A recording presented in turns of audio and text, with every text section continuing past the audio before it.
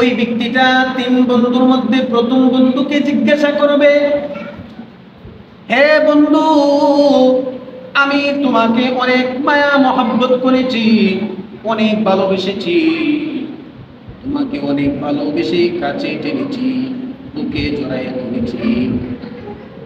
বন্ধু, আজ আমার কঠিন মুহূর্ত, আমি দুনিয়া ছেড়ে চলে যাব, আমার হায়াত শেষ হয়ে গেছে, আমি আর দুনিয়ার বুকে থাকবো না, আমি চলে যাব। মালাকুল মউত আজরাইল সামনে উপস্থিত হয়ে গেছে, আমার সাকরাত শুরু হয়ে গেছে। বন্ধু, আমি তোমাকে অনেক মায়া মহব্বত করতাম, আমি অনেক ভালোবাসতাম, আমি তোমাকে ভালোবেসে কাছে টেনে এনেছি, তোমাকে আমার বুকে জড়াইছি। বন্ধু, আজকে তুমি আমার কি উপকার করবে? প্রথম বন্ধু বলে, বন্ধু, আজকে আমি তোমার কোনো উপকার করতে পারবো না, আমি তোমার কোনো উপকার করতে পারবো না, আমি যা উপকার করার তোমাকে সারা জীবন করছি। আমি কেমন উপকার করছি তুমি দেখো।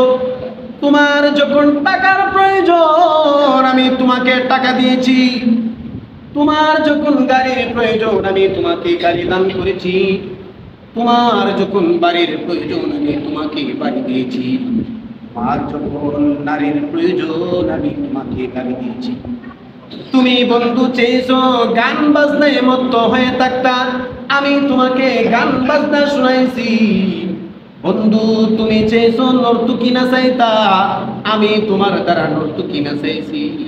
বন্ধু, তুমি যা চাইছো দুনিয়াতে আমি সব দিয়েছি, আজকে আমি তোমার কোনো উপকার করতে পারবো না, আজকে আমি তোমার কোনো উপকার করতে পারবো না।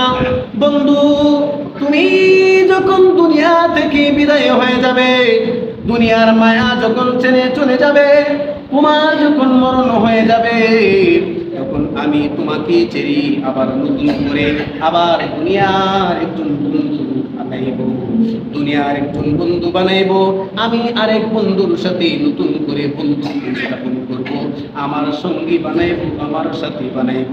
আজকে থেকে আমি তোমাকে ছেড়ে দিলাম, আমি তোমার কাছ থেকে চলে গেলাম।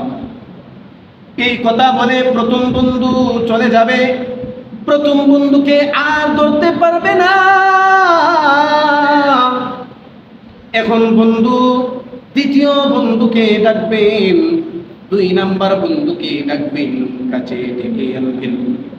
বন্ধু, আমি তোমাকে অনেক মহব্বত করতাম, অনেক ভালোবাসতাম, এখন তো আমার মরণের সময় হয়ে গেছে, আমি দুনিয়া ছেড়ে চলে যাব, আমার তো আর সময় নাই, আমার মৃত্যুর ঘন্টা বেজে গেছে।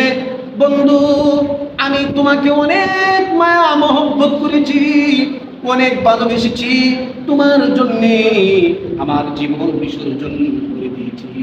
বন্ধু, এখন তো আমার করুণ সময়, আমার করুণ অবস্থা, আমার এই কঠিন মুহূর্তে তুমি আমার কি উপকার করবে?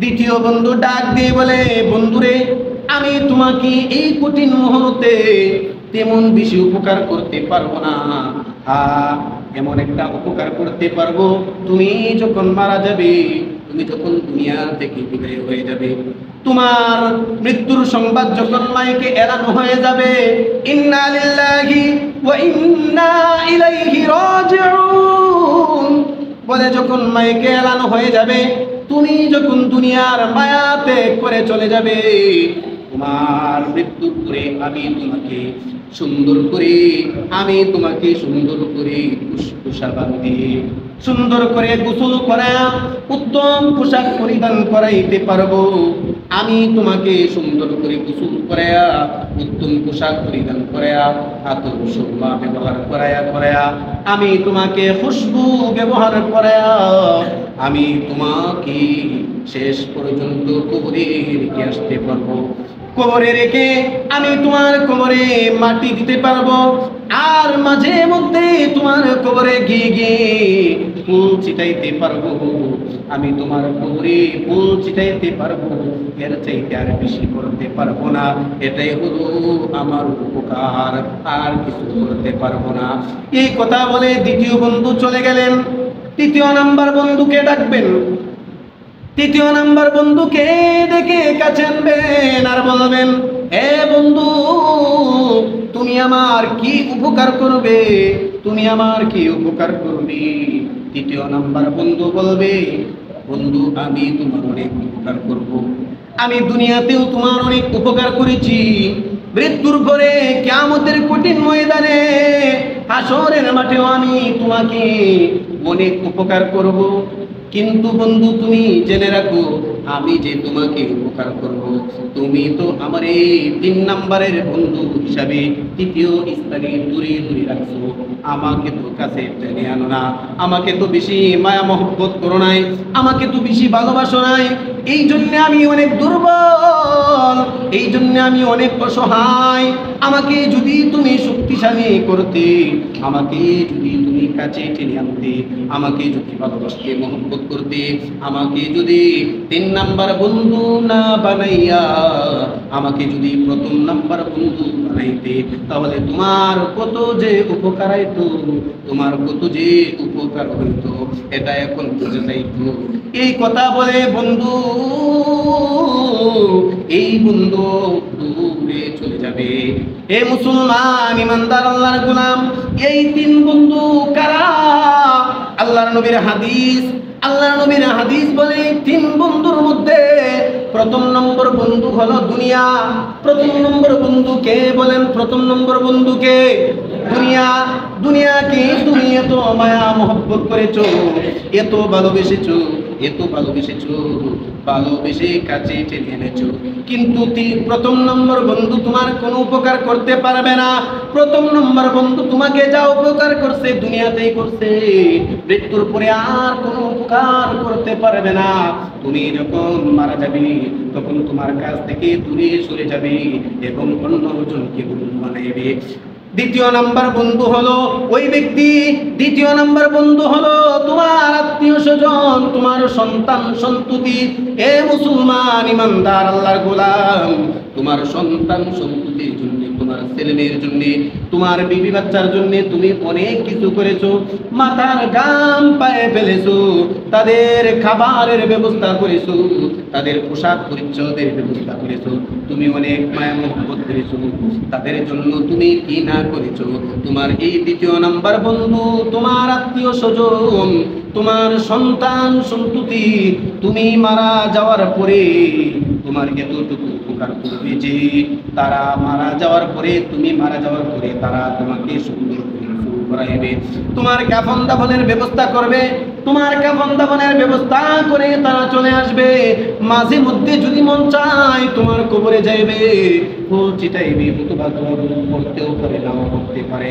এটা তো যদি সুসন্তান হয়, সুন্দর আত্মীয় স্বজন যদি সম্পর্ক ভালো থাকে, তোমার সন্তান যদি ভালো থাকে, দিনদার থাকে, তাহলে তো তোমার জন্য মাঝে মধ্যে কবরে গিয়ে দোয়া করবে। আর যদি ভালো সন্তান না হয়, আর যদি ভালো সন্তান না হয়, বেনামাজি যদি হয়, তাহলে তো তোমার জন্য দোয়া করবে তো দূরের কথা, তোমার কথা মনেও রাখবে না, তোমার কথা স্মরণেও রাখবে না। তা এই কথা বলে দ্বিতীয় বন্ধুকে বোঝানো হয়েছে যে তোমার আত্মীয় স্বজন, তোমার সন্তান সন্ততি, আর তুমি এই সন্তান সন্ততির জন্য অনেক কিছু করেছো, কিন্তু মৃত্যুর পরে তারা এতটুকু উপকার করবে, এর চাইতে বেশি করতে পারবে না। তৃতীয় নম্বর বন্ধু, যেই বন্ধুটাকে তুমি অনেক দূরে সরায় রাখছো, তৃতীয় নম্বর বন্ধু হলো তোমার নামাজ, তোমার রোজা, তোমার নেক আমল, তোমার হজ, তোমার কুরবানি, তোমার যাকাত। এই মুসলমান ইমানদার, এখনো সময় আছে, তোমার এই 3 নাম্বার বন্ধুকে তুমি আপন বানাও, তোমার 3 নাম্বার বন্ধুকে তুমি কাছে টেনে নাও, তোমার এই 3 নাম্বার বন্ধুকে দূরে ফেলাও না, তোমার 3 নাম্বার বন্ধু থেকে তুমি দূরে সরিও না। তোমার 3 নাম্বার বন্ধু তোমার দুনিয়ারও কাজে আসবে, 3 নাম্বার বন্ধু তোমার আখিরাতেরও কাজে আসবে। তোমাকে যখন মৃত্যুর পর যখন তোমাকে কবরে রাখা হবে, মৃত্যুর পর যখন তোমাকে কবরে রাখা হবে, কবর বড় ভয়ঙ্কর ঘর, কবর সাপ বিচ্ছুর ঘর, কবর একাকির ঘর, কবরে কোনো আলো থাকবে না, কোনো বাতি থাকবে না। আর ওই অন্ধকার কবরে যদি তুমি আলো জ্বালাইতে চাও তাহলে বেশি বেশি কোরআন তেলাওয়াত করতে হবে। কবরে যদি তুমি বাতি জ্বালাইতে চাও তাহলে নামাজ পড়তে হবে। কবরে যদি তুমি আলো জ্বালাইতে চাও, বাতি জ্বালাইতে চাও তাহলে দান খয়রাত করতে হবে, ভালো নেক আমল করতে হবে, আত্মীয়তার সম্পর্ক বজায় রাখতে হবে। ভাই ভাই দ্বন্দ্ব করা যাবে না, অপরের সাথে দ্বন্দ্ব করা যাবে না, মারামারি কাটাকাটি হানাহানি খুনাখুনি করা যাবে না। হকের উপর অটল থাকতে হবে, হক থেকে দূরে সরা যাবে না, হক কথা বলতে হবে, সত্যের পথে চলতে হবে, সত্যের পথে আগমন করতে হবে, অসত্যকে বাতিলকে দূরে সরায় দিতে হবে, বাতিলকে দূরে সরায় দিতে হবে, নাস্তিক মুরতাদকে কাছে আনা যাবে না, আর শয়তান মার্কা মুসলমানকে কাছে আনা যাবে না, মুনাফিক মার্কা মুসলমানের সাথে চলা যাবে না। যদি তুমি মুনাফিক মার্কা মুসলমানের সাথে চলো তাহলে তুমিও মুনাফিক হয়ে যাইবা। যদি তুমি বন্ড মানুষের সাথে চলো তাহলে তোমার মধ্যেও বন্ডামি চলে আসবে, তাহলে তো তুমি নেক আমল করতে পারবা না, রোজা রাখতে পারবা না, হজ করতে পারবা না, তোমাকে সুপরামর্শ দিবে না। আর যদি ভালো বন্ধু বানাইতে চাও, নেক আমলকে যদি ভালো বন্ধু বানাইতে চাও, নামাজকে যদি ভালো বন্ধু বানাইতে চাও, রোজাকে যদি তুমি ভালো বন্ধু বানাইতে চাও, হজকে যদি তুমি ভালো বন্ধু বানাইতে চাও, তাহলে তুমি রোজাদারকে বন্ধু বানাইতে হবে, নামাজিকে বন্ধু বানাইতে হবে, হজকারীকে বন্ধু বানাইতে হবে, সৎ আদর্শবান ব্যক্তিকে বন্ধু বানাইতে হবে। তাহলে তোমার মৃত্যুর পরে কিয়ামতের কঠিন ময়দানে তোমার এই বন্ধু তোমাকে সুপারিশ করে জান্নাতে নিয়ে যাবে। জুড়ে বলেন সুবহানাল্লাহ। এই হলো 3 নাম্বার বন্ধু। তাহলে 3 নাম্বার বন্ধুকে আমরা কত দূরে সরে রেখেছি। আর প্রথম বন্ধু দুনিয়া, এই দুনিয়াকে আমরা কাছে টেনে এনেছি। আসলে দুনিয়া তো তোমাকে এমন ভাবে চুষে গিলে খাইতেছে যা তুমি টের পাইতেছো না, টের পাইতেছো না। তুমি তখন টের পাইবা যখন তোমার মৃত্যু হয়ে যাবে, যখন তুমি দুনিয়া ছেড়ে, দুনিয়ার মায়া ছেড়ে, দুনিয়া ত্যাগ করে কবরে চলে যাইবা, তখন তুমি টের পাইবা।